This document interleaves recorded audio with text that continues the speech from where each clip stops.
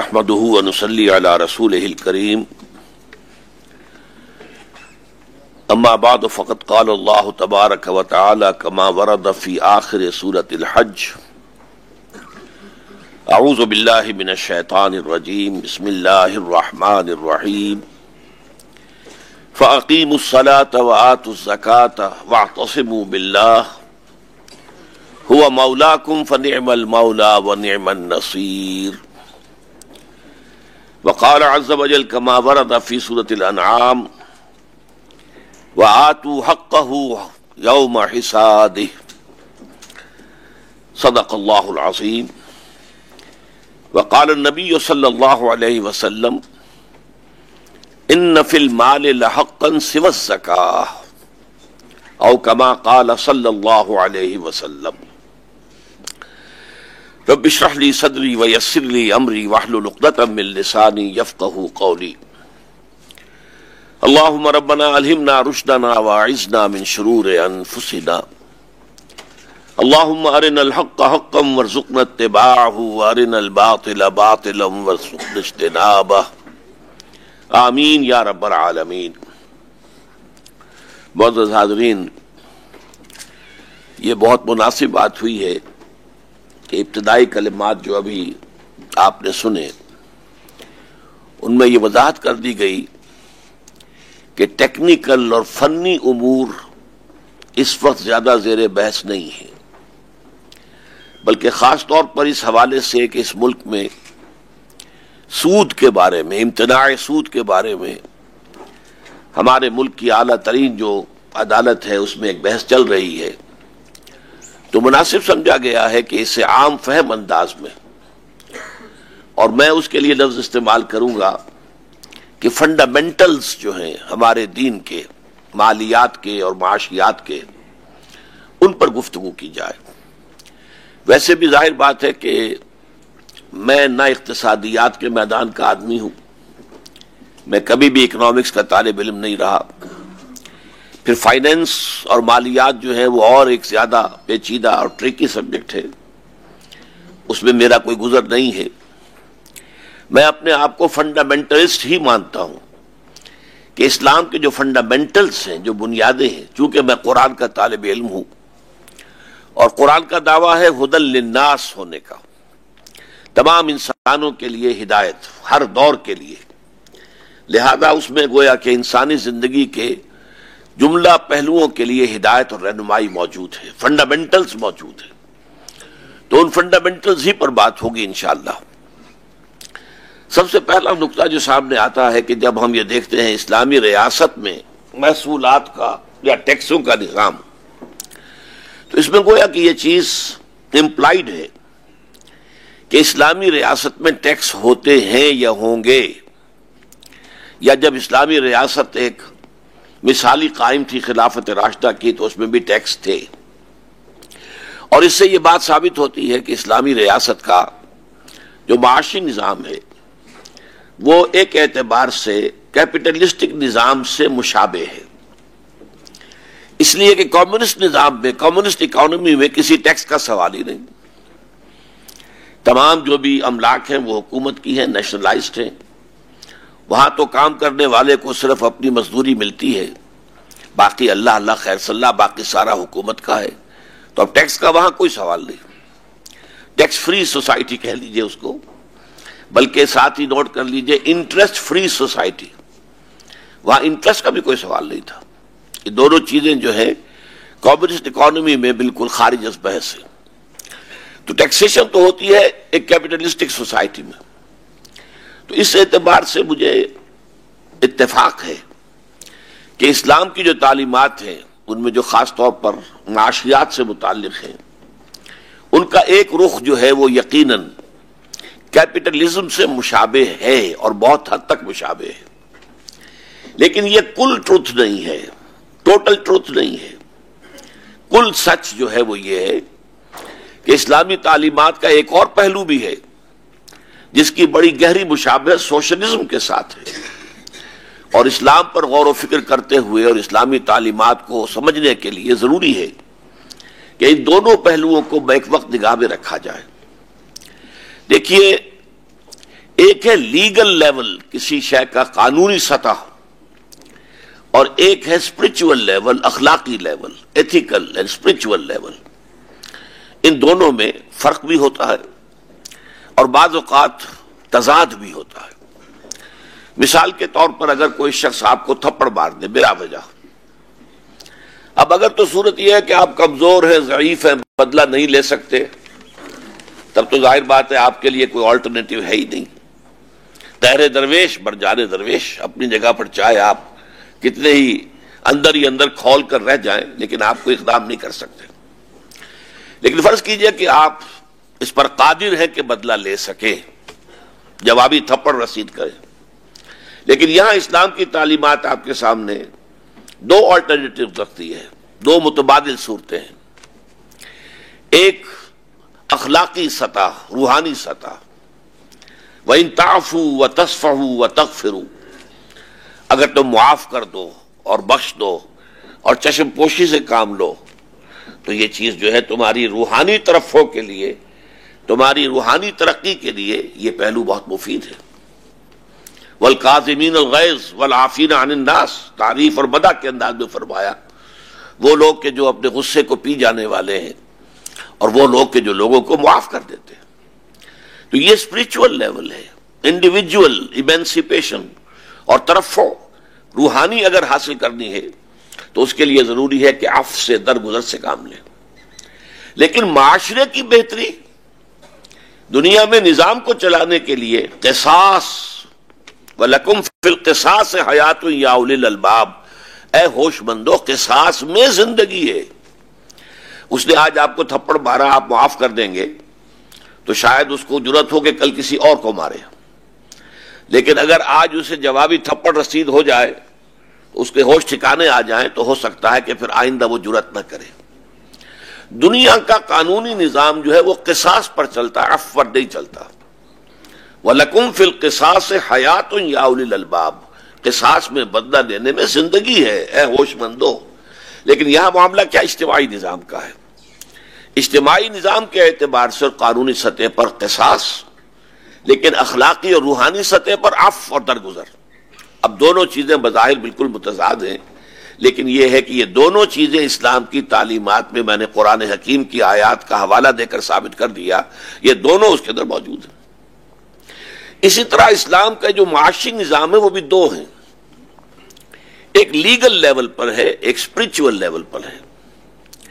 Spiritual level کی بات سمجھ لیجئے، یہ اس لیول پہ 4 کارڈینل پرنسپلز ہیں اسلام کی معاشی تعلیمات کے۔ نمبر 1، اس کائنات میں کوئی مخلوق کسی شے کی مالک نہیں ہے، ملکیت صرف اللہ کی ہے۔ للہ ما فی السماوات و ما فی الارض، آسمان اور زمین میں جو کچھ ہے اللہ کا ہے۔ تم خود اللہ کے ہو، تمہارے تو ہاتھ پاؤں بھی تمہاری اپنی ملکیت نہیں ہے، یہ بھی اللہ کی مقدس امانت ہے تمہارے پاس۔ تمہارے کان اور تمہاری آنکھیں بھی اللہ کی مقدس امانت ہیں تمہارے پاس۔ اب اس سے باہر جو کچھ ہے، کوئی مکان ہے، کوئی جھونپڑا ہے، کوئی اور ساز و سامان دنیاوی ہے، تو مالک نہیں ہو اس کے، مالک اللہ ہے۔ این امانت چند روزہ نسد ماست، در حقیقت مالک ہر شے خداست، ہر شے کا مالک اللہ ہے۔ تو گویا کہ ملکیت انسانی کی سرے سے نفی، کوئی کسی شے کا مالک نہیں۔ اسی سے مسئلے حل ہو جائیں گے جو ہمارے ہاں بڑے بحث میں رہے ہیں ایک زمانے میں، جبکہ لیفٹسٹ رائٹسٹ ہمارے ہاں کافی ایک جو ہے وہ چل رہی تھی کشمکش، تو یہ بحثیں زیر بحث آتی تھی۔ آج اس کے لیے اگر میری یہ باتیں آپ سمجھ لیں گے تو بہت سے عقدے حل ہو جائیں گے کہ حضرت ابو ذر غفاری نے جو کیا تھا وہ کیوں کیا تھا، اور کنٹروورسی ہوئی تھی تو کیا تھی۔ تو ایک ہے اسلام کا روحانی نظام کہ ملکیت صرف اللہ کی ہے، انسان کے پاس جو کچھ ہے صرف امانت ہے۔ نمبر 2، چاہے محنت تم نے کی ہو، پھل تم نے چلایا ہو، بیج تم نے ڈالا ہو، آبیاری تم نے کی ہو، پھر فصل تم نے کاٹی ہو، لیکن جو کچھ مل جائے اسے اللہ کا فضل سمجھو، اپنی کمائی نہ سمجھو۔ زمین و آسمان کا فرق ہے۔ ایک یہ کہ میں اور میری کمائی اور میری صلاحیت اور میری محنت، نہیں، اس کی نفی۔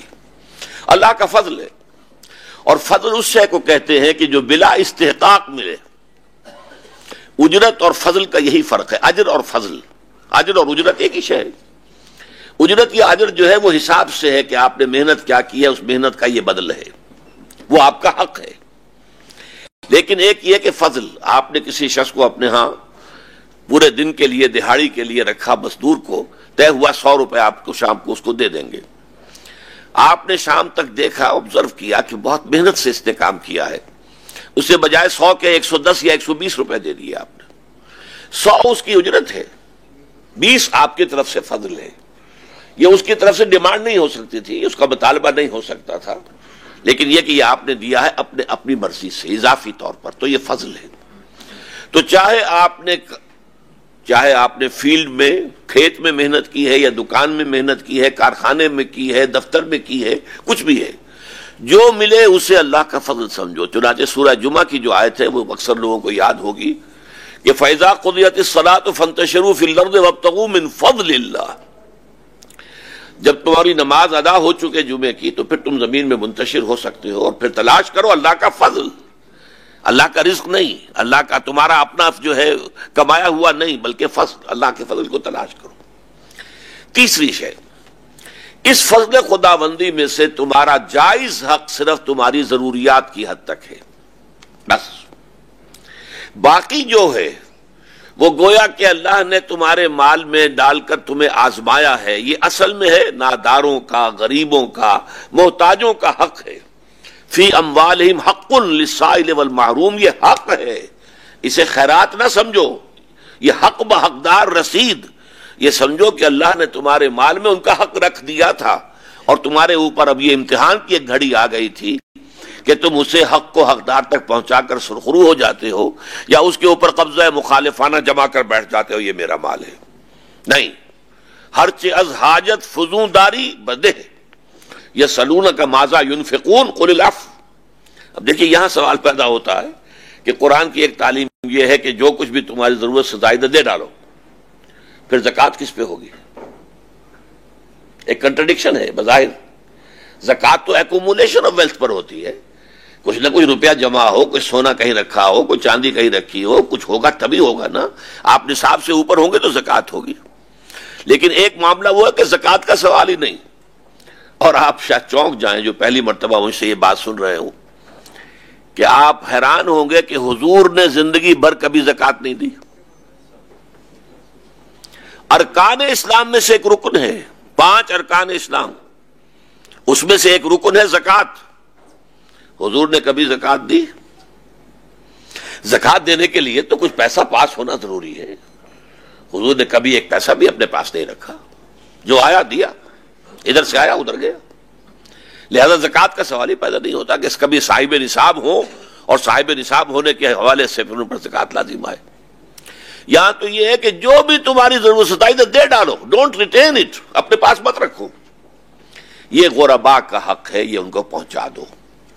یہ ہے 4 cardinal principles of Islamic socialism, لیکن یہ اسپرچول سوشلزم ہے، یہ قانوناً نافذ کیا جانے والا نہیں ہے، یہ مورل، ایتھیکل اور اسپرچول ہے۔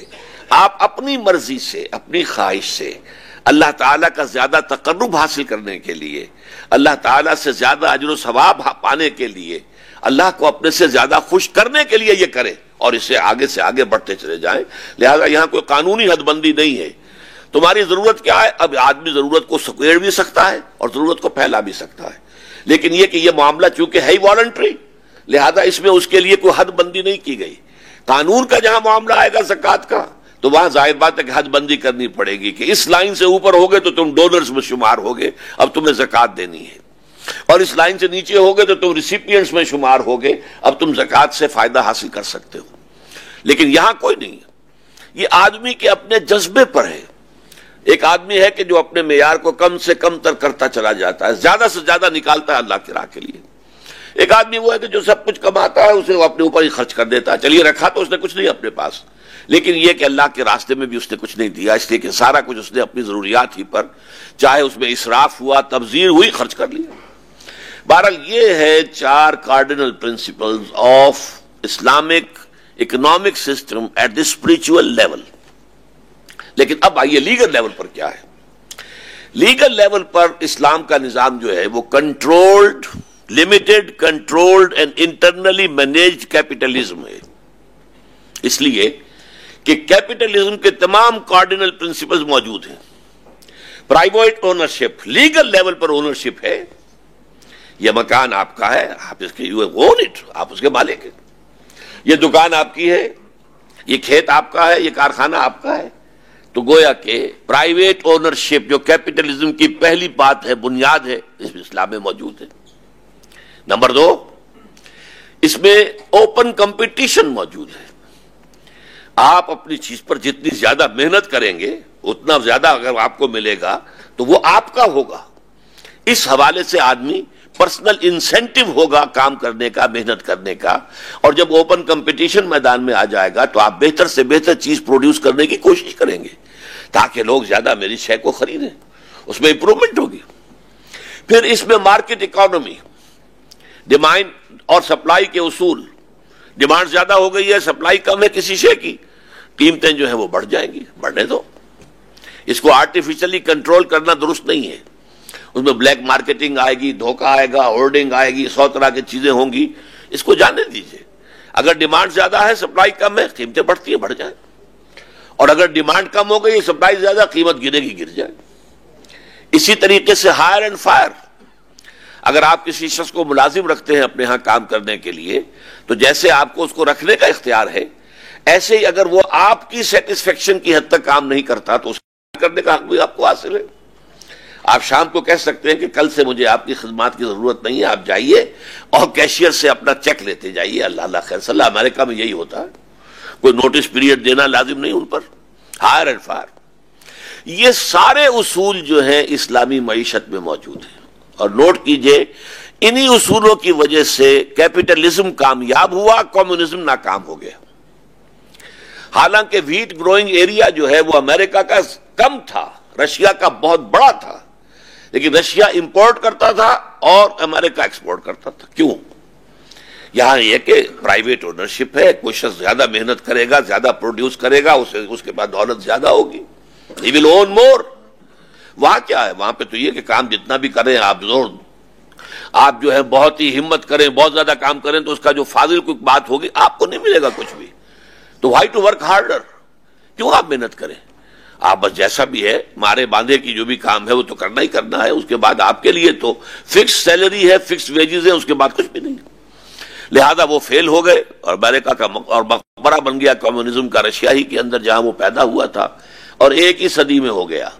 1917 میں وہ اس کی پیدائش ہوئی تھی اور 1980 کے آس پاس اس کا مقبرہ بھی بن گیا. تو یہ صورتحال ہوئی ہے کمیونزم کی. کیوں ہوئی ہے؟ انہی اصولوں کی وجہ سے. Private ownership, personal incentive, open competition, market economy, hire and fire. یہ اصول اسلام میں ہے. البتہ اسلام نے اس کو چین کیا ہے کیپٹل کو. یہ جن ہے، جیسے حضرت سلیمان کے جنات کے بارے میں آپ نے پڑھا کہ وہ زنجیروں میں جکڑے ہوئے ہوتے تھے جب ان سے کام لیا جاتا تھا، تب بھی جکڑے ہوئے. سرمایہ بہت بڑا جن ہے. مجھے یہاں ایک بات یاد آ رہی ہے، وہ آپ کو بتا دوں. ایچ جی ویلز نے جو ہسٹری آف دی ورلڈ پر 2 کتابیں لکھی ہیں، short history of the world and concise history of the world. اس میں سے مجھے اب یاد نہیں کون سی میں ہے، اس نے بڑی پیاری بات کہی ہے کہ رومن امپائر کے زمانے میں دنیا میں کرنسی کا رواج ہوا ہے. اس سے پہلے دنیا کا پورا کاروبار جو ہے بارٹر پر چلتا تھا. کھیت میں کام کرنے والے نے ہل چلایا ہے، محنت کی ہے، گندم پیدا کی ہے. کرگے پر بیٹھا ہوا شخص جو ہے اس نے کھدر بن لیا ہے. اب اس کی ضرورت ہے گندم کی، اس کی ضرورت ہے کھدر کی. وہ ایکسچینج کر لیا. اللہ اللہ خیر صلی اللہ. اب اس میں نہ ہورڈنگ ہو سکتی. ہورڈنگ کیا کریں گے؟ کتنی کھدر آپ اپنے پاس روک کے رکھ لیں گے، کتنے عرصے رکھ لیں گے، اور کتنی گندم آپ سنبھال کر رکھ لیں گے. تو سمپل اکانومی تھی. جب آ گیا معاملہ کہ یہ 1 تولہ سونا مساوی ہے اتنے من گندم کے، اور یہ 1 تولہ سونا مساوی ہے اتنے تھان جو ہے وہ کھدر کے. اب یہ تولہ آپ نے اپنے پاس رکھ لیا تو آپ کے پاس ایک پرچیزنگ جو ہے کیپیسٹی ہے، طاقت ہے، اور اس کے بل پر آپ مینوور کر سکتے ہیں مارکیٹ کو اوپر نیچے لے کر جانا. یہ سارا کام تو اس پر جملہ بڑا پیارا لکھا ہے کہ انسان کو معلوم نہیں تھا کہ اس نے کرنسی کی ایجاد کے ذریعے سے کتنی بڑی لعنت کا طوق اپنے گردن میں ڈال لیا ہے. یہ لعنت کا طوق، یہ جیولز کے الفاظ ہیں جو میں آپ کو سنا رہا ہوں. اس نے اپنی گردن میں ڈال لیا، اس کی وجہ سے ساری پیچیدگیاں پیدا ہوئی. اسلام نے سرمایہ کو چین کیا ہے، زنجیروں میں باندھ دیا. سود نہیں ہوگا، صرف سرمایہ کو کمائے، یہ غلط ہے. سرمایہ کے ساتھ محنت ہو، اوکے گو اہیڈ، کام کرو کماؤ، لیکن سرمایہ صرف کمائی کے لیے ایجنٹ بن جائے کہ میں نے تو بینک میں رکھوا دیا، مجھے پیسے ملنے چاہیے، اللہ اللہ خیر صلی اللہ، میری محنت کا کوئی سوال نہیں. یا میں نے کسی کو دے دیا پیسہ، بھائی تم نے مجھے اتنے % سے مجھے دینا ہی دینا ہے، میری محنت کا اس میں کوئی سوال نہیں. خالص سرمایہ، اس کی بعض چیزوں کو جائز قرار دیا ہے، بعض چیزوں کو. مثلا مزاربت ہے، ایک شخص کا سرمایہ ہے، وہ کام نہیں کر سکتا، کوئی عورت ہے، کوئی اور بوڑھا آدمی ہے، ایک اور شخص ہے جس کے پاس سرمایہ نہیں ہے، کام کر سکتا، تو وہ آپس میں ایک ایکویشن بنا لے کہ بھائی کام کرو، میرا سرمایہ ہے، تم کام کرو، اگر تو نقصان ہو گیا تو سارا میرا، پیسے والے کا، تمہارا کوئی نقصان نہیں، تم پر کوئی تاوان نہیں ہوگا، لیکن اگر نفع ہو جائے تو کچھ تم رکھ لینا، کوئی مجھے دے دینا. اس میں کہا جا سکتا ہے کہ ایک مضارب کے جو ہے، جو شخص اپنا مال مضاربت پر دے رہا ہے، وہ بغیر محنت کے لے رہا ہے جو بھی لے رہا ہے، لیکن اس کو جو ہے کمپنسیٹ کیا ہے. رسک جو ہے، اگر نقصان ہے تو سارا تمہارا ہوگا، اس کا کوئی تاوان ورکر پر نہیں آئے گا. اس حوالے سے بعض چیزوں کو جائز کیا گیا. مثلا کرایہ ہے، مکان کا کرایہ ہے. اب اس میں بھی ظاہر بات ہے کہ آپ نے کوئی پیسہ لگا دیا ہے اور پیسہ لگا کر آپ اس کا کرایہ لے رہے ہیں، تو اس میں اب آپ کی محنت شامل نہیں ہے. تو بعض شکلیں تو ہیں کہ جو جائز کی گئی ہیں، لیکن محض سرمایہ کے لیے کھینچنے والا، پیسہ پیسے کو کھینچتا ہے، اس کی جو شکل سود کی ہے بالکل قطعاً، وہ اتنی حرام ہے اسلام میں کہ اور کوئی دوسری چیز اتنی حرام نہیں ہے. اس سے روک دیا. سرمایہ کاری کرو، سرمایہ داری نہ ہو. یہ سرمایہ آکاش بیل بن کر چھا نہ جائے پورے معاشرے کے اوپر. سرمایہ کو یوز کرو. اسی طریقے سے محض چانس پر کمائی، محض چانس. اب ظاہر بات ہے کہ آپ اگر کوئی کاروبار بھی کرتے ہیں تو چانس کا ایلیمنٹ بھی ایک ہوتا ہے. کبھی اتنی ہی محنت، اتنا ہی سرمایہ زیادہ آپ کو نفع دے جاتا ہے، کبھی اتنی ہی محنت، اتنا ہی سرمایہ جو ہے وہ بجائے نفع کے نقصان دے جاتا ہے. ہو سکتا ہے چانس کا معاملہ ہے، چانس کو آپ جو ہے بالکل ایریڈیکیٹ نہیں کر سکتے، لیکن محض چانس، داؤ لگانا، یہ سود، اس کی جوا، اس کی جتنی شکلیں حرام مطلق. تو اس حوالے سے اسلام نے یہ کیا ہے کہ سرمایہ داری کو چین کیا، اس کے پاؤں میں زنجیریں ڈال دی سرمایہ کے، کہ یہ اپنی حد کے اندر رہے، اس سے آگے بڑھ کر آکاش بیل نہ بن جائے. اس لیے یہ لمیٹڈ اور کنٹرولڈ کیپٹلزم ہے. پھر اس میں انٹرنل مینجمنٹ ہے. یہ اصطلاح آپ میں سے اکثر حضرات کے علم میں شاید ہوگی کہ کیپٹلزم جہاں بھی ہوگا اور فری اکانومی ہوگی اور کمپٹیشن ہوگا تو ظاہر بات ہے کچھ لوگ آگے نکل جائیں گے، کچھ پیچھے رہ جائیں گے. یہ تو صرف ہو سکتا ہے کمیونسٹ نظام کے اندر کہ نہ کوئی آگے نہ کوئی پیچھے، سب برابر. فری اکانومی ہے، انٹرپرائز ہے، آپ کی محنت ہے، آپ بھاگ رہے ہیں، کوئی زیادہ کر رہا ہے، کوئی کم کر رہا ہے، کوئی زیادہ ذہین ہے، کوئی اتنا باصلاحیت نہیں ہے، تو کچھ آگے نکل جائیں گے، کچھ پیچھے رہ جائیں گے. اس جو گیپ ہے اس کو فل کرنے کے لیے ضروری ہے کہ کوئی ایسا نظام ہو کہ پیچھے رہنے والے جو ہیں وہ بھوکے نہ مریں. ان کی بنیادی ضروریات کی کفایت ہو جانی چاہیے لا محالہ. یہ ہے کام کہ جو آپ کو معلوم ہے سوشل سیکیورٹی کے نام سے، ویلفیئر کے نام سے، پوری دنیا میں ان امپلائمنٹ جو الاؤنس کے نام سے پوری دنیا میں کیپٹلزم کو کرنا پڑا ہے. اس کا کم سے کم لیول ہے امریکہ میں. امریکہ جو ہے بدترین جو ہے کیپٹلسٹک کنٹری ہے. اسکینڈینیوین کنٹریز میں یہ جو ہے یہ بہت اونچا لیول ہے سوشل جو سیکیورٹی کا ہے اور ویلفیئر کا ہے. اور برطانیہ وغیرہ بین ہے. بہرحال امریکہ سے وہ بھی بہت آگے، امریکہ سے کینیڈا بھی بہت آگے. امریکہ میں ویلفیئر ہے لیکن بہت لمیٹڈ ہے. لیکن یہ ہے انٹرنل مینجمنٹ آف کیپٹلزم.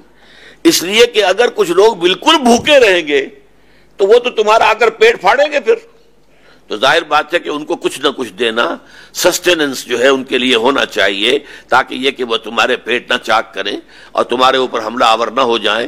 یہ نظام ہے جو کیپٹلزم کو اختیار کرنا پڑا ہے ایک ضرورت کے طور پر. اسلام نے اس نظام کو بہترین طریقے پر حل کیا. وہ زکوٰۃ کا نظام ہے. تُؤْخَذُ مِنْ أَغْنِيَائِهِمْ ترد الی فقرائہم، یہ جو فری اکانومی کا نظام ہم نے قائم کیا ہے، اس میں سے کچھ لوگ آگے نکل جائیں گے، کچھ پیچھے رہ جائیں گے. جو اس لائن سے اوپر گیا وہ ڈونیٹ کرے گا، ڈونر ہے، وہ دے گا، اور جو اس سے نیچے ہے وہ ریسیپینٹ ہے.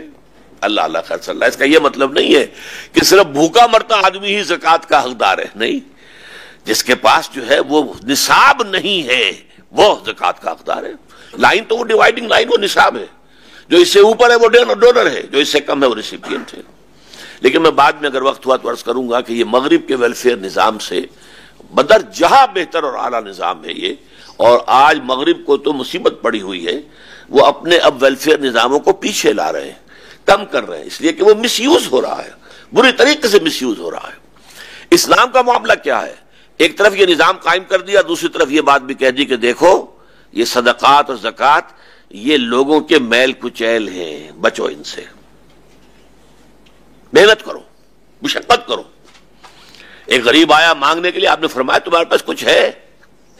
کہ جی بس ایک چادر ہے اور ایک وہ کٹورا ہے اور کچھ بھی نہیں ہے. دے آؤ. نیلام کروایا، فرمایا جاؤ اب اتنے پیسے لے جاؤ اور جو ہے ایک کلہاڑی کا پھل جو ہے وہ لے آؤ بازار سے. اس میں اپنے دستے مبارک سے دستہ ڈالا کہ جاؤ اب اور لکڑیاں کاٹ کر لاؤ اور بیچو اور گزارا کرو. اور کچھ عرصے کے بعد میرے پاس آنا آیا تو وہ خوشحال تھا کہ حضور میں نے واقعتاً میری تو صورت دنیا بدل گئی.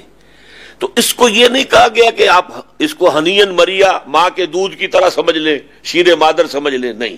وہاں کیا معاملہ ہے؟ وہ شیر مادر ہے اور اس کے اندر مس یوز بھی ہوتا ہے.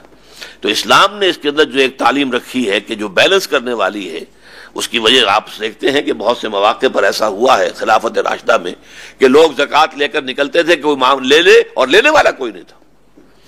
بہرحال یہ دو نظام اسلام کے ہیں. یقیناً اسلام کا لیگل لیول پر نظام کیپٹلزم سے مشابہ ہے، but it is limited, controlled and fully internally manage capitalism. اب آئیے اس میں جو محصولات اور ٹیکسز کا نظام ہے وہ کیا ہے.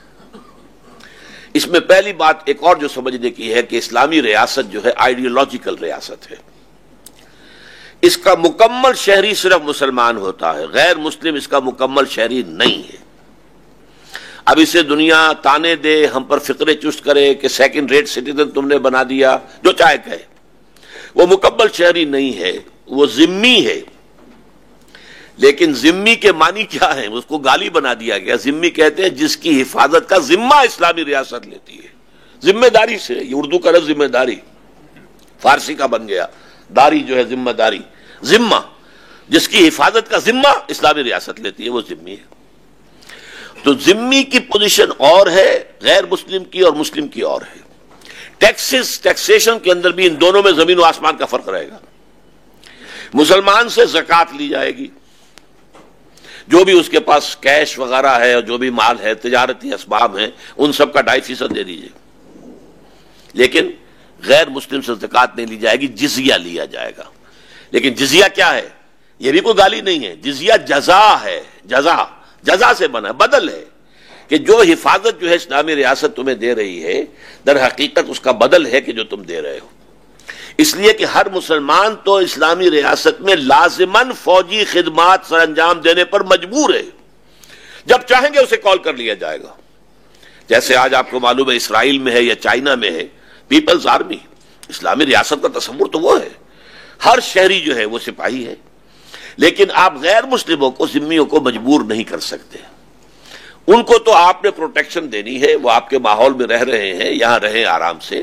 ان کی جان، مال، عزت، آبرو، ہر شے کو پروٹیکٹ کیا جائے گا. انہیں مذہبی آزادی دی جائے گی. ان کی عبادت گاہوں کی حفاظت جو ہے مساجد سے بھی زیادہ کی جائے گی. ان کے پرسنل لا میں انہیں پوری اجازت ہوگی. اپنی نسل کو اپنی تعلیم، اپنے مذہب کی تعلیم دینا ان کا حق ہوگا، یہ سب کچھ ہوگا. لیکن یہ کہ ان پر نہ تو اسلامی ریاست کے دفاع کی ذمہ داری ہے، اپنی مرضی سے کریں تو ٹھیک ہے، لیکن ذمہ داری نہیں ہے. It cannot be demanded from them. تو اس حوالے سے ان سے ٹیکس لیا جاتا ہے. یہ ٹیکس اصلاً میں جزیہ ہے. جزیہ ٹیکس ہے، زکوٰۃ عبادت ہے. بڑا فرق واقع ہو جائے گا. زکوٰۃ عبادت ہے، جزیہ ٹیکس ہے. اسی طریقے سے زمین سے یہ زکوٰۃ جو ہے یہ تو ہوئی جو بھی آپ کے پاس کیش ہے اور آپ کے پاس اموال تجارت ہیں. اگر آپ بھیڑیں بکریاں پالتے ہیں تو کتنی ہزار بھیڑیں بکریاں آپ کے پاس ہیں. اونٹ پالتے ہیں تو کتنے اونٹ آپ کے پاس ہیں. اس میں نصاب مقرر کر دیا گیا ہے, اتنی زکوٰۃ لے لی جائے گی. لیکن یہ ہے کہ جزیہ جو ہے وہ در حقیقت ایک فرد کے اوپر عائد کیا جائے گا اس کی کیپیسٹی کو دیکھ کر. زکوٰۃ عبادت ہے اور اس کی شرح فکسڈ ہے کیونکہ یہ عبادت ہے. اس میں کم و بیشی ہوگی تو عبادت کا تصور ختم ہو جائے گا. ایک سیکرڈ اس کے اندر ایک تصور جو ہے موجود ہے کہ ایک یہ اللہ تعالیٰ کی طرف سے, اللہ کے رسول کی طرف سے مقرر ہے, تو وہ اس میں زکوٰۃ, اس میں وہ ٹیکس کا کانسیپٹ نہیں ہے, عبادت کا کانسیپٹ ہے اور اس کی شرح معین ہے. جزیہ جو ہے اس کی شرح معین نہیں ہے. آپ دیکھیں کہ ایک آدمی اچھا ہنرمند ہے, اس کے اوپر جزیہ زیادہ لگا دیا جائے گا. یہ پول ٹیکس ہے ہر شخص کے اوپر علیحدہ. ایک شخص جو ہے وہ انسکلڈ لیبرر ہے, اس کے اوپر جزیہ کچھ اور ہوگا. سکلڈ ورکر ہے, اس کے اوپر جزیہ کچھ اور ہوگا. کوئی کاروبار دکاندار ہے, اس کے اوپر جزیہ کچھ اور ہوگا. تو یہ جزیہ جو ہے اس کی کوئی شرح معین نہیں ہے, بلکہ یہ شرح اونچی نیچی کی جا سکتی ہے. And it can vary from individual to individual. ایک شخص کے لیے اور ہے, دوسرے کے لیے اور ہے. اچھا, اب زمین کا مسئلہ آتا ہے. زمین اگر مسلمان کی ہے یا عشری ہے, یہ میں بعد میں بیان کروں گا کہ اس اصطلاح کا مطلب کیا ہے, تو اس میں سے 10واں حصہ یا 20واں حصہ پروڈیوس کا. میں یہ نہیں ہوگا کہ صاحب میری اتنی انویسٹمنٹ تھی, میں نے اتنا کھاد پہ لگایا, اتنا بیج پر لگایا, اتنا یہ کیا, اتنا وہ کیا, مجھے اب اتنی جو ٹوٹل ملا ہے تو اس میں سے گویا کہ میری انکم تو میرے اخراجات انویسٹمنٹ کو نکال دیجئے تو اتنی ہوئی. یہ انکم ٹیکس نہیں ہے, یہ ٹیکس آن ٹوٹل پروڈیوس جتنا ہوا ہے 10واں حصہ نکال دیجئے. اگر وہ بارانی زمین ہے, بارانی زمین سے مراد کیا ہے کہ اس کی صرف بارش کے ذریعے سے ہی جو ہے وہ سیراب کیا, اللہ نے اس کو خود کیا ہے, اس نے کوئی اور آرٹیفیشل میتھڈ اختیار نہیں کیا ہے, لہذا اسے اس کے اوپر خرچ بھی نہیں کرنا پڑا.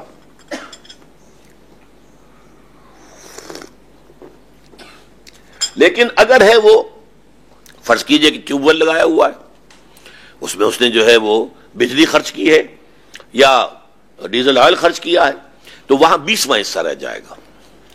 اگر نہر سے ہے تو آبیانہ دیا ہے, لہذا عشر جو ہے وہ نصف عشر رہ جائے گا 5%. اگر وہ بارانی زمین ہے, اللہ تعالیٰ نے ہی سیراب کیا براہ راست اپنی بارش بھیج کر, تو اس کا 10واں حصہ ہوگا 1/10. یہ ہے عشری زمین سے کہ جو ملکیت ہی ہوتی ہے. اب یہ سمجھ لیجئے کہ جو خراجی زمین ہے, غیر مسلم کی زمین خراجی ہے. اور ایک اور معاملہ کہ جتنی زمینیں بھی, جتنے ممالک بھی مسلمانوں نے بزور شمشیر فتح کیے تھے, ان کی سب کی اراضی خراجی ہیں, وہ کسی کی ملکیت نہیں ہے. یہ بہت اہم مسئلہ ہے, اسے سمجھ لیجئے اچھی طریقے سے, تھوڑا سا دماغ پر زور ڈالنا ہوگا. دیکھیے, جب حضرت عمر رضی اللہ تعالیٰ عنہ کے زمانے میں عہد خلافت میں شام فتح ہو گیا, عراق فتح ہو گیا, ایران فتح ہو گیا, مصر فتح ہو گیا. اس کو کہتے ہیں the fertile crescent of the Middle East. Fertile crescent, بے شمار جو وہاں کی پیداوار. چند ہزار تھے مسلمان فوجی صحابی کہ جن کے ذریعے سے اللہ نے یہ بڑے بڑے ملک فتح کرا دیے. اب انہوں نے مطالبہ کیا کہ یہ ساری زمینیں جو ہیں, یہ سارے علاقے جو ہیں, یہ سارے شہر جو ہیں, یہ مال غنیمت ہے. مال غنیمت کے مطابق کیا ہے, 1/5 تو اسٹیٹ کو جائے گا, بیت المال کو. 4/5 جو ہے وہ تقسیم ہو جائے گا جو مجاہدین ہیں ان میں, تو ہمیں دیجئے زمینیں. حضرت عمر کے ذہن میں ایک بات آئی کہ اگر یہ سب کچھ ابھی تقسیم کر دیا گیا تو بعد میں آنے والے مسلمانوں کے لیے کیا بچے گا. نمبر 2 یہ کہ یہ اتنی بڑی اب ہماری مملکت بن گئی ہے, ہمیں سرحدوں پر چوکیاں بنانی ہوں گی, مستقل فوجی رکھنے ہوں گے. ابھی تک تو معاملہ آپ کو معلوم ہے یہ کہ صرف والنٹیئرز ہوتے تھے, ہر مسلمان فوجی تھا. مطالبہ آیا 10,000 آدمی چاہیے, 10,000 نکل گئے, چلے گئے, باقی آرام سے گھروں میں سوئے. لیکن آخر یہ اتنی بڑی مملکت کی حفاظت جو ہے ڈیفنس کے لیے, گویا کہ اب وہ ایک ریاست کا تصور, اس کے تقاضے جو ہیں وہ سامنے آ رہے ہیں. ان فوجیوں کی تنخواہیں کہاں سے آئیں گی؟ تو حضرت عمر رضی اللہ تعالیٰ عنہ نے کہا کہ یہ در حقیقت مال فے ہے, مال غنیمت نہیں ہے. مال غنیمت صرف وہ ہوگا جو عین میدان جنگ میں محاذ جنگ پر حاصل ہوا ہو. تلواریں ہیں، زرہیں ہیں، ڈھالیں ہیں، یا بھیڑیں بکریاں، جو بھی سامان رسد گوشت کے لیے انہوں نے ساتھ رکھا ہوا تھا، یا اونٹ تھے یا گھوڑے تھے، یا جو قیدی وہاں پر قید کر لیے جائیں گے میدان جنگ میں وہ غلام ہو جائیں گے، اور جو بھی وہاں پر اگر کوئی عورت ہے تو وہ کنیز ہو جائے گی. یہ نہیں ہے کہ سارا ایران اب قیدی ہو گیا اور ساری ایران کی عورتیں جو ہیں کنیزیں بن گئی، اور سارا عراق جو ہے وہ بھی قیدی ہو گیا اور سب کے سب لوگ جو ہے غلام ہو جائیں گے، تقسیم کر دیے جائیں، ایک ایک آدمی کے حصے میں ہزار ہزار غلام آ جائے گا. یہ نہیں ہے، بلکہ صرف جو ہے وہ غلام یا ہو، کنیز ہو، مال غنیمت ہو، وہ آن دی اسپاٹ جو میدان جنگ میں جو کچھ حاصل ہوا ہوگا وہ مال غنیمت ہے، باقی سب مال فے ہے. مال فے کا حکم جو ہے قرآن مجید میں 28ویں پارے کے اندر آتا ہے سورہ حشر میں، وہ کل کا کل بیت المال کا ہوتا ہے، اس میں کسی اور کا، کسی مسلمان کا، کسی فوجی کا، مجاہد کا کوئی حصہ نہیں. اس سے اب عالم اسلام میں اراضی کی دو مستقل قسمیں ہو گئی ہیں، اس کو نوٹ کر دیجئے. یہ ہمارے اکثر لوگ واقف نہیں ان چیزوں سے بالکل. عشری ملکیتی ہوتی ہے، خراجی کسی کی ملکیتی نہیں ہے، وہ اسلامی ریاست کی ملکیت ہے. عشری وہ زمین ہے جس جگہ کے لوگ بغیر لڑے بھڑے ایمان لے آئے. مثال کے طور پر مدینہ منورہ کے لوگ تھے، حضور نے مدینے کو فتح تو نہیں کیا تھا، مدینے والے تو خود جا کر حضور کو لے کر آئے تھے. وہاں کی زمینیں عشری نہیں، ملکیت ہی نہیں. عشری کا مطلب کیا ہے؟ وہ 10% یا 5% وہ دیں گے اور باقی ان کا اپنا رکھیں اپنے پاس. اسی طریقے سے نوٹ کر لیجئے، اس وقت دنیا میں یہ جو ملک ہیں، انڈونیشیا، ملیشیا، یہاں کی ساری زمینیں عشری ہیں. یہاں کبھی مسلمانوں نے فوج کشی نہیں کی، یہاں کبھی جو ہے فتح نہیں کیا گیا انہیں. مسلمان تاجر گئے اور ان کی تبلیغ سے یہ لوگ ایمان لے آئے. یہ سب عشری زمینیں ہیں. عشری زمینوں سے عشر یا نصف عشر لیا جائے گا، بات ختم. لیکن باقی جو بھی ملک فتح ہوا ہے بزور شمشیر، اس کی زمینیں خراجی ہیں، وہ کسی کی ملکیت نہیں ہے، بلکہ وہ حکومت کی ہے. حکومت انہیں دے گی لوگوں کو کہ وہ اس کو کاشت کرے، اور اس میں سے خراج، and it can be 50% even, وہ خراج جو ہے اس کی کوئی شرح نہیں ہے. جیسے جزیے کی کوئی شرح نہیں معین، خراج کی بھی نہیں ہے. خراج اس اعتبار سے بھی ہو سکتا ہے کہ آپ کہیں کہ سر آپ فلاں چیز اگر کاشت کی جا رہی تو پر ایکڑ اتنے روپے آپ سے لے لیے جائیں گے. یا یہ کہ ایسا بھی ہو سکتا ہے کہ مقاسمہ ہو جائے، اس میں تقسیم کر لیا جائے کہ آدھا تمہارا اور آدھا اسلامی ریاست کا. یہ ہے خراجی زمینیں. تو اسلامی ریاست میں نقطہ آپ کے سامنے بیان یہ کر رہا تھا کہ یہ ٹیکسیشن اور محصولات جو ہے محاصل، ان میں بڑا بنیادی فرق ہے مسلمان اور غیر مسلم کے مابین. مسلمان کا معاملہ یہ ہے کہ وہ اسلامی ریاست کا نہ صرف وفادار ہے، خیر خواہ ہے، وہ اسے پروموٹ کرنا چاہتا ہے، اس کے لیے اپنی جان دینے کو تیار ہے، اس کی حفاظت کے لیے، بلکہ اللہ تعالیٰ کے دین کو اور دنیا میں وسیع علاقے میں پھیلانے کے لیے. اس کا معاملہ یہ ہے کہ اس سے زکوٰۃ لی جائے گی، عشر لیا جائے گا. غیر مسلم سے خراج لیا جائے گا، اور غیر مسلم وہ زمینیں بھی ہو سکتی ہیں جو چاہے وہ خراجی زمینیں ہیں، اب وہ چاہے مسلمانوں کو دے دی گئی ہیں، غیر مسلم وہاں نہیں رہے، مسلمان کاشت کریں گے، زمین خراجی رہے گی. اور ایک دفعہ اگر وہ خراجی معین ہو گئی ہے تو وہ ہمیشہ کے لیے خراجی رہے گی، وہ عشری میں تبدیل نہیں ہوگی. اچھا، اسی طریقے سے یہ موقع ہے تو آپ جان لیجئے دو اور اصطلاحات بھی زکوٰۃ کے بارے میں. ابھی میں نے آپ سے کہا تھا کہ زکوٰۃ لوگ لیے پھرتے تھے اور لوگ نہیں لیتے تھے، لینے والا کوئی نہیں تھا، قبول کرنے والا کوئی نہیں تھا. اس میں سوال یہ پیدا ہو سکتا ہے کہ زکوٰۃ تو اسلامی ریاست لیتی ہے، پھر کیسے سوال پیدا ہوا کہ لوگ لے کر پھر رہے ہیں کہ کوئی قبول کر لے اور وہ قبول کرنے والا کوئی نہیں، یہ کیسے ہو گیا؟ تو زکوٰۃ کے اعتبار سے بھی جو مال ہیں ان کی دو قسمیں کی گئی ہیں، اموال ظاہرہ، اموال باطنہ. اموال ظاہرہ کیا ہے؟ یہ دکان ہے، اس میں 5 لاکھ کا مال پڑا ہوا ہے، ظاہر ہے، یہ کوئی تکیوں میں چھپا کر تو نہیں رکھا گیا ہے، کوئی ٹرنکوں کے اندر تو نہیں سنبھال کے رکھا گیا ہے. یہ گوڈاؤن ہے، اس میں اتنا مال پڑا ہے. یہ کارخانہ ہے، اتنا انفنشڈ خام مال موجود ہے، اتنا فنش پروڈکٹ موجود ہے. اتنی روئی ہے، اتنا دھاگا ہے، یا اتنا دھاگا ہے، اتنا کپڑا ہے. جو بھی کوئی شے ہے وہ گویا کہ یہ اموال ظاہرہ میں سے ہے. یا یہ کہ کسی کی بھیڑ بکریوں کا گلہ ہے، اتنے اس کے اندر بھیڑیں ہیں، اتنی بکریاں ہیں، سامنے ہیں، چھپائی تو نہیں جا سکتی کہیں. اتنے اونٹ ہیں، وہ سامنے ہیں. اموال ظاہرہ کی زکوٰۃ اسلامی ریاست لے گی، بالجبر لے گی، زبردستی لے گی، پیسے پیسے کا حساب کر کے لے گی. نوٹ کر دیجیے. اموال باطنہ کو چھوڑ دیا گیا ہے والنٹری. یہ کس قدر حکمت ہے، ورنہ تو تحصیلدار جو ہیں زکوٰۃ کے وہ جاتے لوگوں کے تکیے ادھیڑ کر دیکھتے کہ یہاں تو کچھ نہیں چھپا ہوا ہے، کہیں چارپائیوں کے اندر تو نہیں، پائنتیوں میں کوئی شے جو ہے رکھی ہوئی ہے، کہیں کوئی دفیرہ کر کے گھر میں تو نہیں رکھا ہو. نہیں، قطع نہیں. یہ چیزیں اموال باطنہ میں سے ہیں. اب یہ والنٹری بیسس پر ہے، اس کا تعلق جو ہے انسان کے اپنے ایمان سے ہے. وہ ایمان اور اللہ پر اس کا یقین اگر ہے، آخرت کا یقین ہے، تو وہ خود دے گا. وہ تو عبادت ہے، عبادت کے طریقے سے اسے دینا ہے. اس میں انہیں اختیار ہے کہ وہ چاہیں تو وہ حکومت کو دے دیں اور چاہیں تو خود دیں غربا کو. یہ اختیار موجود ہے. اگر حکومت کو دیں گے تو ظاہر بات ہے کہ حکومت جو بھی اس کے مسائل، جو اس کے اخراجات کے جو بھی ہیں منزل، ان میں خرچ کرے گی. لیکن اپنے طور پر دینا چاہیں، کبھی وقت انسان کو ہوتا ہے کہ میں خود دوں، اپنے ہاتھ سے دوں. اگر اس میں کوئی خوشی کا احساس ہوتا ہے تو پھر غربا کو تلاش کیجیے. اور یہ شکل ہو گئی تھی حضرت عمر کے زمانے میں.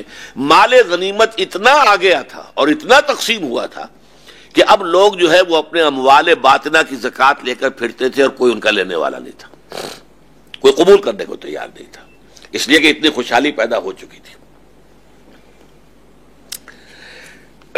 اب آئیے اسلامی ریاست کے اور سورسز کیا ہیں. دیکھیے، خمس، مال غنیمت میں سے خمس، مال فے پورا کا پورا. مال فے اسے کہتے ہیں کہ جو غیر مسلموں سے کوئی شے حاصل ہوئی ہو بغیر لڑے ہوئے. ایسے ہی آپ نے الٹیمیٹم دیا، انہوں نے سرنڈر کر دیا، لڑائی کی نوبت نہیں آئی. اب جو کچھ بھی حاصل ہوگا وہ پورا کا پورا بیت المال کا ہے. اس میں کسی کے کوئی مجاہد اور کوئی بھی ان میں جو لڑائی میں جو بھی حصہ لیتا، اگر لڑائی ہوتی اس کا کوئی کلیم نہیں. اسے فے کہتے ہیں. فے کل کا کل بیت المال کا. اور جہاں جنگ ہوئی اور اس کے نتیجے میں کچھ جو ہے مال غنیمت حاصل ہوا، اس کا 5واں حصہ بیت المال کا.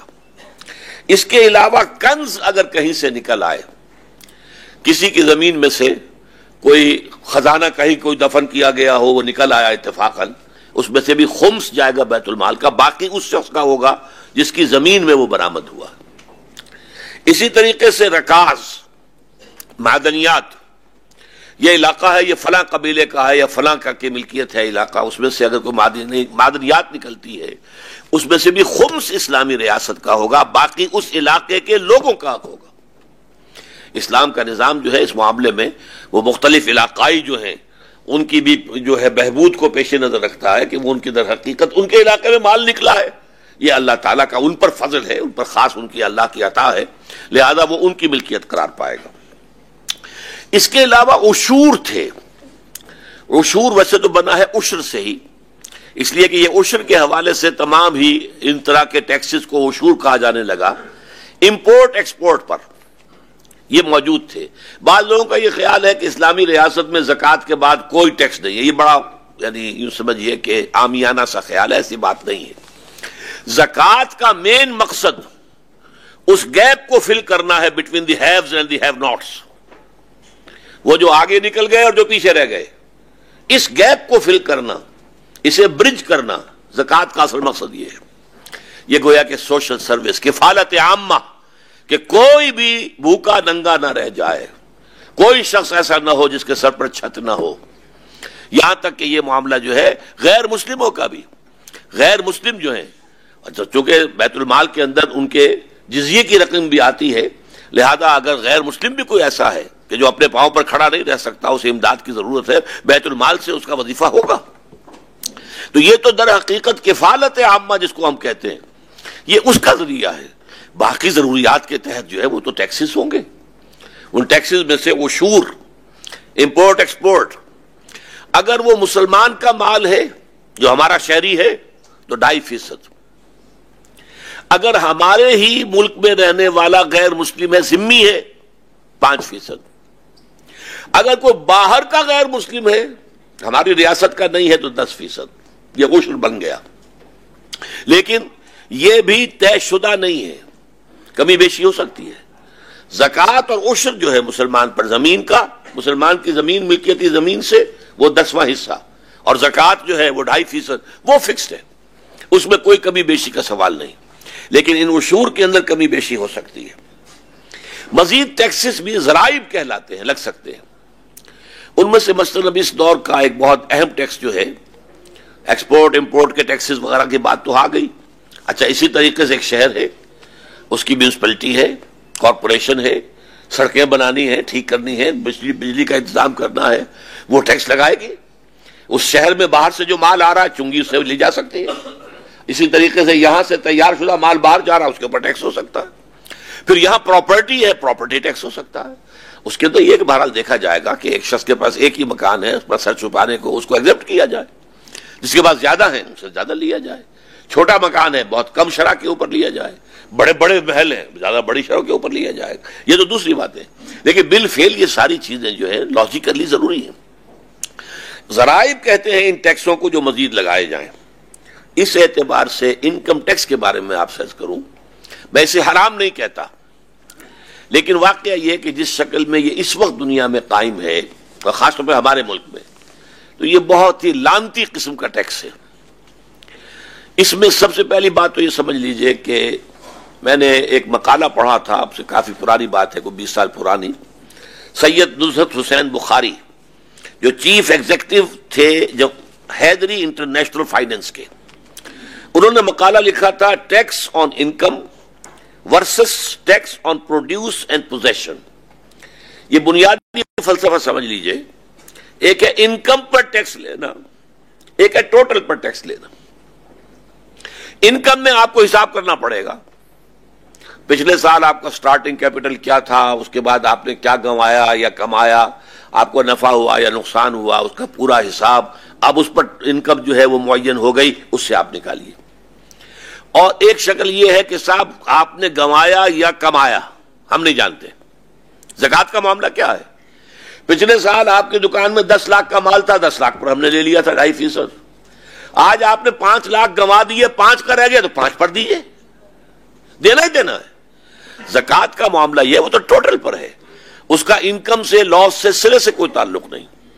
اور سید نصرت حسین صاحب نے یہ ثابت کیا تھا اپنے مقالے میں، اگرچہ میں اسے پورے طور سے سمجھ نہیں پایا تھا کہ بڑا ٹرکی سبجیکٹ ہے، انہوں نے کہا تھا کہ یہ جو انکم ٹیکس ہے اس کے نتیجے میں انفلیشن بڑھتا ہے، اور ٹیکس آن ٹوٹل پروڈیوس اور پوزیشن اس سے انفلیشن کم ہوتی ہے۔ یہ انہوں نے اعداد و شمار سے بھی اور دلائل سے ثابت کیا تھا۔ تو میرے نزدیک اس میں جو سب سے اہم بات ہے وہ یہ ہے کہ انکم ٹیکس کو بھی میں حرام نہیں کہتا۔ یہ جو کارپوریٹ جو بڑی بڑی کمپنیاں ہیں، اب ظاہر بات ہے کہ ان کے ہاں انکم کا حساب رکھنا، وہ تو رکھنا ہی ہے، انہیں ان کے شیئر ہولڈرز ہیں، انہیں طے کرنا ہے کہ کیا کمائی ہوئی ہے، کیا ہمیں دینا ہے، کیا ڈیویڈنڈ ہمیں ڈکلیئر کرنا ہے وغیرہ، تو وہاں حساب ہوتا ہی ہے، ان کے لمبے چوڑے پورے نظام ہوتے ہیں۔ لیکن فرض کیجیے غریب دکاندار جو ہے چھوٹا سا مال لے کر بیٹھا ہوا ہے، اب آپ اس سے کہیں حساب لاؤ، اور اگر تمہارے پاس حساب نہیں ہے تو پھر ہم اپنی مرضی سے جتنا چاہے لگا دیں گے۔ نتیجہ کیا نکلتا؟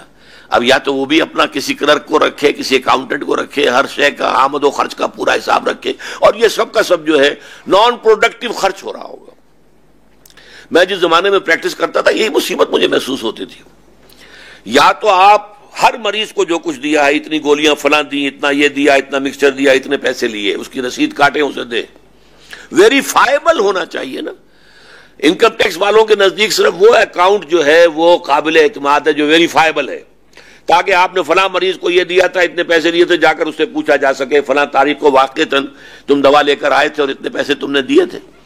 اب یہ حساب کتاب رکھنے کے لیے ایک جنرل پریکٹیشنر ہے، اس سے تو پھر اکاؤنٹنٹ رکھنا ہوگا اور اس کو کیشیئر رکھنا ہوگا، اور نہ معلوم کتنی مصیبت، اور کاہے کے لیے؟ بیکار، لا حاصل۔ اور نہیں رکھ رہے تو جو چاہا اس کے اوپر جتنا بڑا جوتا چاہا مار دیا۔ یا پھر یہ ہے کہ آدمی جھوٹا بنے، جھوٹے حرف دے، اپنی آمدنی کم دکھائے، یا یہ کہ جو اسسمنٹ وغیرہ کے اندر جو کچھ ہوتا ہے ہمارے ملک میں وہ آپ کو معلوم ہے۔ اس اعتبار سے یہ جو انکم ٹیکس ہے، خاص طور پر یہ چھوٹے بزنس مین جو ہے بیچارے دکاندار ٹائپ، ان کے لیے یہ لعنت بن گیا ہے، جھوٹ بولنے پر آمادہ کرنے والا اور جھوٹا حلف اٹھانے والا۔ لیکن یہ ہے کہ بڑے لوگوں پر اگر بڑی کمپنیوں کے اوپر اگر یہ ہو بھی تو اس کے اندر کوئی حرج نہیں ہے، اس میں کوئی شے حرام کی نہیں ہے، مباحات کے اندر داخل ہے، اگرچہ جیسا کہ میں نے عرض کیا جب یہ خراج اگر آ جائے، اب پاکستان کی زمینوں کے بارے میں ایک رائے ہے یہ ساری خراجی زمینیں، اور یہ بات قاضی ثناء اللہ پانی پتی نے کہی ہے جو پچھلی صدی کے ہندوستان کے سب سے بڑے محدث، سب سے بڑے مفسر، سب سے بڑے فقیہ، سب سے بڑے مفتی، سب سے بڑے مرشد، سلسلہ نقشبندیہ مجددیہ کے بہت بڑے آدمی، انہوں نے لکھی ہے کتاب ما لا بد منہ، اور اس میں لکھا یہ فقہ کی یوں سمجھیے پرائمر ہے فقہ کا جو ہمارے ہاں کے سارے دینی مدارس میں پڑھائی جاتی ہے، یہ پرائمر قاعدہ ہے فقہ کا کہ جو دیوبندی بریلوی دونوں میں، حنفی میں اہل حدیث کے ہاں نہیں پڑھائی جائے گی، شیعوں کے ہاں نہیں پڑھائی جائے گی، لیکن حنفی جو ہیں ان کی مدارس کے اندر چاہے وہ دیوبندی ہو چاہے وہ بریلوی ہو، لکھا ہے پورے ہندوستان میں کوئی زمین عشری نہیں ہے، لہذا میں عشر کے مسائل ہی نہیں لکھتا، خام خواہ طلبہ کے ذہنوں پر بوجھ ڈالنا کاہے کو جبکہ عشری زمین ہے ہی نہیں۔ بدقسمتی سے پاکستان میں آ کر مولانا مفتی محمد شفیع اللہ تعالیٰ ان کی مغفرت کرے، میرے نزدیک ان سے بہت بڑی خطا ہوئی، انہوں نے پاکستان کی زمینوں کو عشری قرار دیا، ان کے نزدیک خراجی ہے، عشری ہے ہی نہیں، عشری کا وجود ہی نہیں، تو پاکستان کہاں سے وجود میں آیا؟ ہندوستان ہی کی سے برآمد ہوا ہے نا، لہذا یہاں پر انہوں نے لکھ دیا یہ کہ یہ عشری زمینیں ہیں، عشری زمینیں تو ملکیتی ہیں، لہذا ان کے بیٹے نے تقی عثمانی صاحب نے تو جو اپیلیٹ بینچ تھا، شریعت appellate bench of supreme court جو آج کل بھی سن رہا ہے سود کا معاملے والا، کل میں بھی دیکھ کر آیا ہوں وہاں پہ ان کی کارروائی کا مشاہدہ کر کے آیا ہوں، تو اس کے اندر بیٹھ کے انہوں نے فیصلہ کر دیا کسی زمیندار سے 1 انچ زمین بھی آپ نہیں لے سکتے، کوئی مزید زرعی اصلاحات اس ملک میں نہیں ہو سکتی جب تک یہ فیصلہ قائم ہے شریعت کورٹ کے اپیلیٹ بینچ کا، سپریم کورٹ کا اپیلیٹ بینچ۔ یہ غنیمت ہے، اور ان کا جو ہو گیا سو ہو گیا، جو ہو گیا ایوب خان کے زمانے میں پھر بھٹو کے زمانے میں، چلیے ہم کنڈون کرتے ہیں، یہ نہیں کہ وہ بھی واپس دی جائیں زمینیں، نہیں، لیکن یہ کہ آئندہ نہیں لے سکتے۔ اس کا توڑ کیا ہے؟ یہ ثابت ہو جائے کہ یہ زمینیں خراجی ہیں تو کسی کی ملکیت ہے ہی نہیں۔ ملکیت کے بارے میں ہے کہ ہاں صاحب یہ اینک میری ہے، آپ مجھ سے نہیں لے سکتے، ہاں آپ خرید لیں مجھ سے، یا یہ کہ میں آپ کو ہدیہ کر دوں، زبردستی مجھ سے نہیں لیں گے آپ، وہ تو چوری شمار ہوگی، ڈاکہ ہوگا، جو بھی ہوگا۔